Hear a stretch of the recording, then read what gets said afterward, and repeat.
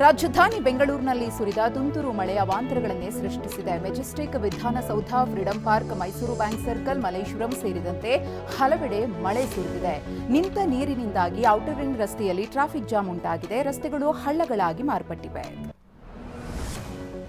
ಬೆಲೆ ಏರಿಕೆ ವಿರುದ್ಧ ಕೇಸರಿ ಪಡೆಯ ಪ್ರತಿಭಟನೆ ತೀವ್ರಗೊಂಡಿದೆ. ಮುಖ್ಯಮಂತ್ರಿ ಸಿದ್ದರಾಮಯ್ಯನವರ ನಿವಾಸಕ್ಕೆ ಮುತ್ತಿಗೆ ಹಾಕುವುದಾಗಿ ಬಿಜೆಪಿ ನಾಯಕರು ಯತ್ನಪಟ್ಟಿದ್ದಾರೆ. ಫ್ರೀಡಂ ಪಾರ್ಕ್ ಬಳಿಯೇ ತಡೆ ಒಡ್ಡಲಾಗಿದೆ. ಬಿಜೆಪಿ ರಾಜ್ಯಾಧ್ಯಕ್ಷ ಬಿವೈ ವಿಜಯೇಂದ್ರ, ವಿಪಕ್ಷ ನಾಯಕ ಆರ್ ಅಶೋಕ್ ಅವರ ನೇತೃತ್ವದಲ್ಲಿ ಮುತ್ತಿಗೆಗೆ ಯತ್ನಿಸಿದ್ದಾರೆ. ಬೆಂಗಳೂರಿನ ಫ್ರೀಡಂ ಪಾರ್ಕ್ ಬಳಿಯೇ ಪ್ರತಿಭಟನಾ ನಿರತ ಬಿಜೆಪಿಗರನ್ನ ಪೊಲೀಸರು ತಡೆದಿದ್ದು ಭಾರೀ ಹೈಡ್ರಾಮಕ್ಕೆ ಕಾರಣವಾಗಿದೆ. ಪರಿಷತ್ ಸದಸ್ಯ ಸಿಟಿ ರವಿ ಬ್ಯಾರಿಕೇಡ್ ಮೇಲೆ ಹತ್ತಿ ಆಕ್ರೋಶವನ್ನ ಹೊರಹಾಕಿದ್ದಾರೆ. ಯಡಿಯೂರಪ್ಪ, ವಿಜಯೇಂದ್ರ, ಆರ್ ಅಶೋಕ್ ಸೇರಿದಂತೆ ಹಲವು ನಾಯಕರನ್ನ ಪೊಲೀಸರು ವಶಕ್ಕೆ ಪಡೆದಿದ್ದಾರೆ. ಪ್ರತಿಭಟನೆ ವೇಳೆ ರಾವಣನ ಪ್ರತಿಕೃತಿ ದಹಿಸಿ ಬಿಜೆಪಿ ಆಕ್ರೋಶ ಹೊರಹಾಕಿದೆ. ಸಿದ್ದರಾಮಯ್ಯ ಮುಖವಾಡ ಸೇರಿ ಪ್ರಮುಖ ಸಚಿವರ ಮುಖವಾಡದ 10 ತಲೆಯ ರಾವಣ ಪ್ರತಿಕೃತಿಯನ್ನ ದಹಿಸಲಾಗಿದೆ.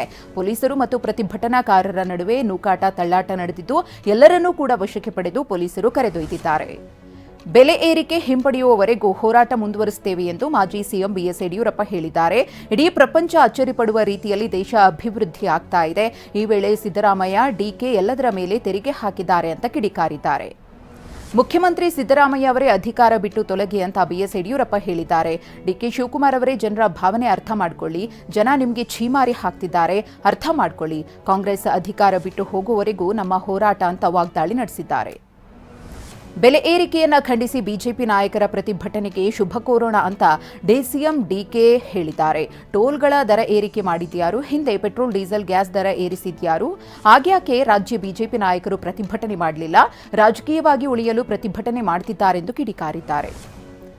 ಬೆಲೆ ಏರಿಕೆಯನ್ನ ಸಚಿವ ದಿನೇಶ್ ಗುಂಡೂರಾವ್ ಸಮರ್ಥಿಸಿಕೊಂಡಿದ್ದಾರೆ. ಕೆಲವೊಮ್ಮೆ ಬೆಲೆ ಏರಿಕೆ ಅಗತ್ಯ ಮತ್ತು ಅನಿವಾರ್ಯ. ಬೆಲೆ ಏರಿಸುವುದು ಕೂಡ ಒಂದು ಅಂಗ. ಹಣದುಬ್ಬರ ಇರುವುದರಿಂದ ಬೆಲೆ ಏರಿಕೆ ಸಹಜ. ಖರ್ಚು ಹೆಚ್ಚಾದಾಗ ಆದಾಯ ವೃದ್ಧಿಗೆ ಬೆಲೆ ಏರಿಕೆ ಆಗುತ್ತೆ ಎಂದರು. ಬೆಲೆ ಏರಿಕೆ ಖಂಡಿಸಿ ಬಿಜೆಪಿ ಪ್ರತಿಭಟನೆಯಲ್ಲಿ ಬಿಎಸ್ವೈ ಭಾಗಿಯಾಗಿದ್ದಕ್ಕೆ ಶಾಸಕ ಯತ್ನಾಳ್ ಗುಡುಗಿದ್ದಾರೆ. ಮಗನ ರಕ್ಷಣೆಗಾಗಿ ಬಿಎಸ್ವೈ ಪ್ರತಿಭಟನೆಯಲ್ಲಿ ಭಾಗಿಯಾಗಿದ್ದಾರಷ್ಟೇ. ತಾನು ಸಾಯುವುದಕ್ಕೂ ಮುನ್ನ ಬಿವೈವಿರನ್ನ ಸಿಎಂ ಆಗಿ ನೋಡಬೇಕು, ಇನ್ನಷ್ಟು ಲೂಟಿ ಮಾಡಬೇಕು ಅನ್ನೋದು ಯಡಿಯೂರಪ್ಪನವರ ಆಸೆ ಅಂತ ವಾಗ್ದಾಳಿ ನಡೆಸಿದ್ದಾರೆ.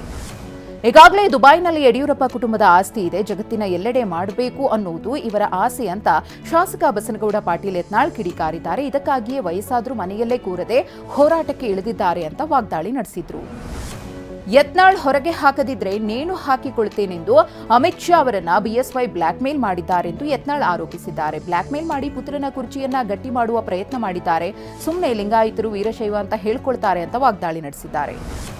40% ಕಮಿಷನ್ ಆರೋಪದ ವರದಿಯನ್ನು ನಿವೃತ್ತ ನ್ಯಾಯಮೂರ್ತಿ ನಾಗಮೋಹನ್ ದಾಸ್ ಸರ್ಕಾರಕ್ಕೆ ಸಲ್ಲಿಸಿದ್ದಾರೆ. ರಿಪೋರ್ಟ್ನಲ್ಲಿ ಚಿತ್ರದುರ್ಗದ ಮಾಜಿ ಶಾಸಕ ಜಿಎಚ್ ತಿಪ್ಪಾರೆಡ್ಡಿ, ಕಾರವಾರದ ಮಾಜಿ ಶಾಸಕಿ ರೂಪಾಲಿ ನಾಯಕ್ ಹೆಸರನ್ನ ಉಲ್ಲೇಖ ಮಾಡಿದ್ದಾರೆ. ಪ್ರತ್ಯೇಕ ಕಿಕ್ಬ್ಯಾಕ್ ಆರೋಪಗಳು ಸತ್ಯ ಎಂದು ವರದಿ ನೀಡಿದ್ದಾರೆ. 40% ಕಮಿಷನ್ ಕಾಂಗ್ರೆಸ್ ದಾಳವಾಗಿ ಬಳಸಿತ್ತು ಅಂತ ಟಿವಿ9ಗೆ ಬಿಜೆಪಿ ಮಾಜಿ ಶಾಸಕಿ ರೂಪಾಲಿ ನಾಯಕ್ ಹೇಳಿದ್ದಾರೆ. ಮಾಧವ್ ನಾಯಕ್ ಕಾಂಗ್ರೆಸ್ ಬಿಟ್ಟ ಗೂಢಾಚಾರಿ, 2 ವರ್ಷದಿಂದ ಒಂದೇ ಒಂದು ದಾಖಲೆ ನೀಡಿಲ್ಲ, ಅವರ ಮೇಲೆ ಮಾನನಷ್ಟ ಮೊಕದ್ದಮೆ ಹಾಕಿದ್ದೇವೆ ಎಂದಿದ್ದಾರೆ. 40% ಕಮಿಷನ್ ಈಗ ಮುಗಿದ ಅಧ್ಯಾಯ ಅಂತ ಬಿಜೆಪಿ ರಾಜ್ಯ ಅಧ್ಯಕ್ಷ ಬಿವೈ ವಿಜಯೇಂದ್ರ ಹೇಳಿದ್ದಾರೆ. ಆರೋಪಕ್ಕೆ ಯಾವುದೇ ಪುರಾವೆ ಇಲ್ಲ. ಈ ಸರ್ಕಾರದ ವಿರುದ್ಧ ಬೀದಿಗಿಳಿದು ಹೋರಾಡ್ತಿದ್ದೇವೆ, ನಿರಂತರ ಹೋರಾಟ ಮಾಡಿ ಕಾಂಗ್ರೆಸ್ಗೆ ತಕ್ಕ ಶಾಸ್ತಿ ಮಾಡ್ತೇವೆ ಅಂತಂದ್ರು. ದೆಹಲಿಯಲ್ಲಿ ಸಿಎಂ ಸಿದ್ದರಾಮಯ್ಯ, ರಾಹುಲ್ ಗಾಂಧಿ ಭೇಟಿ ವಿಚಾರಕ್ಕೆ ಡಿಸಿಎಂ ಡಿಕೆ ಪ್ರತಿಕ್ರಿಯೆ ಕೊಟ್ಟಿದ್ದಾರೆ. ಸಿಎಂ ದೆಹಲಿಗೆ ಬಂದಾಗ ಹೈಕಮಾಂಡ್ ನಾಯಕರ ಭೇಟಿ ಸಹಜ. ದೆಹಲಿಗೆ ಬಂದಾಗ ನಾನು ಕೂಡ ವರಿಷ್ಠರನ್ನ ಭೇಟಿ ಮಾಡ್ತೇನೆ. ಪರಿಷತ್ಗೆ ನಾಮನಿರ್ದೇಶನದ ಬಗ್ಗೆ ಚರ್ಚೆ ಆಗಿಲ್ಲ ಅಂದ್ರು. ಚೆಕ್ ಬೌನ್ಸ್ ಕೇಸ್ನಲ್ಲಿ ನಿರ್ಮಾಪಕ ಎನ್ಎಂ ಕುಮಾರ್ ಅರೆಸ್ಟ್ ಆಗಿದ್ದಾರೆ. ಕೋರ್ಟ್ ಆದೇಶದಂತೆ ಉಪ್ಪಾರಪೇಟೆ ಪೊಲೀಸರು ಕುಮಾರ್ನನ್ನ ಬಂಧಿಸಿದ್ದಾರೆ. ಮಾಣಿಕ್ಯ, ಅಂಜನಿ ಪುತ್ರ, ಕಿರಿಕ್ ಶಂಕರ್, ಮುಕುಂದ ಮುರಾರಿ ಸೇರಿ ಹಲವು ಚಿತ್ರಗಳನ್ನು ಕುಮಾರ್ ನಿರ್ಮಿಸಿದ್ದಾರೆ. ಬೆಂಗಳೂರಿನಲ್ಲಿ ನಾಗರಿಕ ಸಮಾಜವೇ ತಲೆ ತಗ್ಗಿಸುವ ಹೀನ ಕೃತ್ಯ ನಡೆದು ಹೋಗಿದೆ. ಕೆಆರ್ಪುರಂ ರೈಲ್ವೆ ನಿಲ್ದಾಣದ ಬಳಿ ಬೈಕ್ನಲ್ಲಿ ತೆರಳುತ್ತಾ ಇದ್ದ ಅಣ್ಣ ತಂಗಿಯನ್ನು ತಡೆದ 2 ದುಷ್ಕರ್ಮಿಗಳು ಅಣ್ಣನ ಮೇಲೆ ಹಲ್ಲೆ ಮಾಡಿ ಯುವತಿಯನ್ನ ಅಪಹರಿಸಿ ಅತ್ಯಾಚಾರ ಎಸಗಿದ್ದಾರೆ. ಒಬ್ಬ ಆರೋಪಿಯನ್ನ ಸ್ಥಳೀಯರೇ ಹಿಡಿದಿದ್ದು ಒಟ್ಟು 2ರನ್ನ ಪೊಲೀಸರು ಬಂಧಿಸಿದ್ದಾರೆ.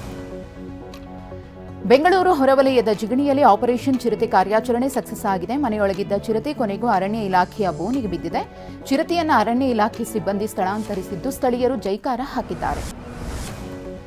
ಗುಜರಾತ್ನ ದೀಸಾದಲ್ಲಿ 21 ಮಂದಿಯ ಪ್ರಾಣ ಕಸಿದ ಫಿರಕಿ ಫ್ಯಾಕ್ಟರಿ ಸ್ಫೋಟ ಪ್ರಕರಣಕ್ಕೆ ಕಾರ್ಖಾನೆಯ ಮಾಲೀಕ ಖುಬ್ಜದ್ ಮೋಹನಾನಿ ಆತನ ಮಗ ದೀಪಕ್ ನೇರವಾಗಿ ಕಾರಣವೆಂದು ತನಿಖೆಯಲ್ಲಿ ಬಯಲಾಗಿದೆ. ಲೈಸೆನ್ಸ್ ಇಲ್ಲದೆ ಫ್ಯಾಕ್ಟರಿ ನಡೆಸ್ತಾ ಇದ್ದ ಮಾಲೀಕರು ಕಾರ್ಖಾನೆಯನ್ನ ಮುಚ್ಚಿ ಕಾರ್ಯನಿರ್ವಹಿಸುವಂತೆ ಕಾರ್ಮಿಕರಿಗೆ ಆದೇಶಿಸಿದ್ರು. ಇದರಿಂದಾಗಿ ತಪ್ಪಿಸಿಕೊಳ್ಳಲಾಗದೆ 21 ಮಂದಿ ಸಜೀವ ದಹನವಾದರು ಅಂತ ತಿಳಿದು ಬಂದಿದೆ. ಕೊಡಗಿನ ಬೆಡಗಿ ರಶ್ಮಿಕಾ ಮಂದಣ್ಣ ತಮ್ಮ cinema back to back success ಆದ ಖುಷಿಯಲ್ಲಿದ್ದಾರೆ. ಈ ನಡುವೆ ಇನ್ನೆರಡು ದಿನದಲ್ಲಿ ಬರ್ತ್ಡೇ ಆಚರಿಸಿಕೊಳ್ಳಲಿದ್ದಾರೆ. ಈ ಬಗ್ಗೆ ಪೋಸ್ಟ್ ಮಾಡಿರುವ ರಶ್ಮಿಕಾ ಮಂದಣ್ಣ, ನನಗೆ 29 ವರ್ಷ ಆಗ್ತಾ ಇದೆ ಅಂದರೆ ನಂಬೋಕೆ ಆಗ್ತಿಲ್ಲ ಅಂತ ಬರ್ಕೊಂಡಿದ್ದಾರೆ.